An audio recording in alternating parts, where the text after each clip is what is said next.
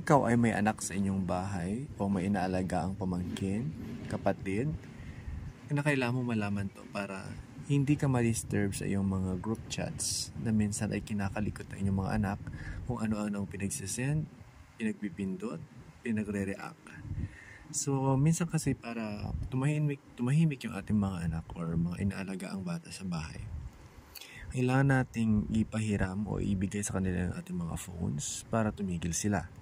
Pero para maiwasan ang pag-react nila or paggamit sa inyong mga messaging apps like Messenger and your messages, narito ang isang step para matulungan kayo para maiwasan na magalaw ang inyong mga messaging apps.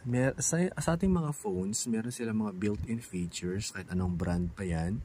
Ito rin pong multiple users. You can create a guest account para gamitin po ng bata. Ganon din po sa multiple users. Pwede ka mag-add ng guest dyan. Yan, creating a guest. Yun. Kapag gusto mo na po mag-switch, yun, click mo lang po yun at i-redirect ka po niya. I-click na po natin yung guest. Tingnan po natin siya. Ayan, nag-create na po siya na parang bagong user bagong kakabukas na phone. At the same din po yung interface ng inyong device. Ayan. DND is turned off. Yung do not disturb po yan. Andito po yung ating mga Google Apps. Wait lang po natin initialize po nung system yung bagong create po natin. Ayan. Meron po siyang option here to switch, to go back to the original user. Yung admin po natin, yung switch button na yan. Meron din po siyang mga clock, ganun. Tapos makikita rin po natin yung mga install dyan, nandyan yung YouTube. And makikita po natin nandito rin po ang Play Store. Meaning, kung wala po dito yung mga apps na pwede nyo ipagamit sa mga anak nyo, like TikTok for example, pwede nyo rin po i-download dyan. But it would require you to sign in an account of course kasi bago nga yung user ng phone or tab na gamit nyo. Pag sa-sign in ka, dapat connected ka sa internet of course. So, ganun, yada. Susundan mo lang yung process. Para kang gumamit ng bagong phone. That would help you na maiwasan niya yung pag-click ng mga bata, pag-react ng mga bata sa kung ano-ano mga meron ka sa iyong private messaging apps. Yung mga messaging apps po natin. Para hindi naman mabombard yung mga messenger or mga messaging apps na meron kayo. Kasi, as for me, na member ng napakaraming GCs, nairita kasi ako. Ako lang Parang for some, it's okay, normal lang kasi inintindi mo na mayroong anak yung tao. But then, not all the time naman kasi is okay yung ganun. Bothering kasi. Lalo na yung mga GCs po natin are our primary source of information. Kaya minsan, hindi siya okay tignan kapag napakaraming emojis na pinagsisend. Tapos kapag may nagreklamo na sa mga members sa GC, mag-i-explain ka, ganito, ganyan. Although, yes, okay naman siya. Naiintindihan natin. But, habang may paraan, gawan na natin.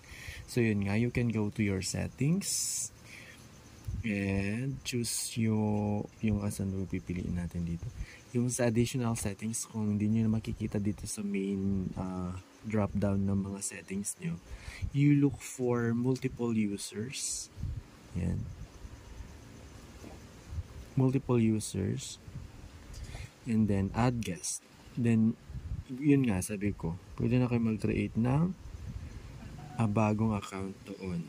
Kasi it would require you to sign up for Google.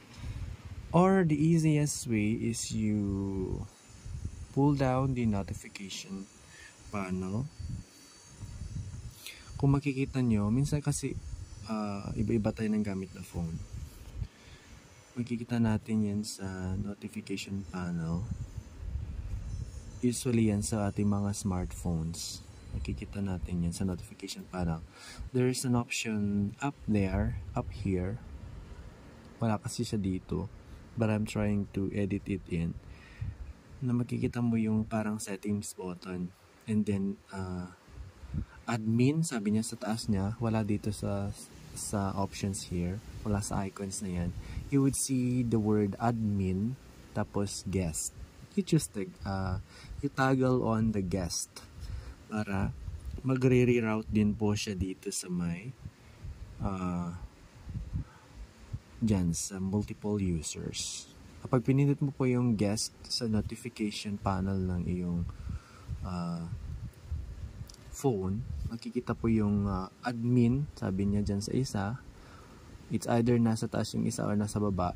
Two options kasi, admin or guest. You click on the guest and then yada, your phone will be good to go for another user para sa anak mo. And then you can always get back to your user account, yung admin account mo, para hindi maapektuhan yung inyong mga messaging apps like this one. Diba? So, I hope naintindihan. Kung hindi naman, you can always drop a comment or yes, your thoughts about this one. Thank you.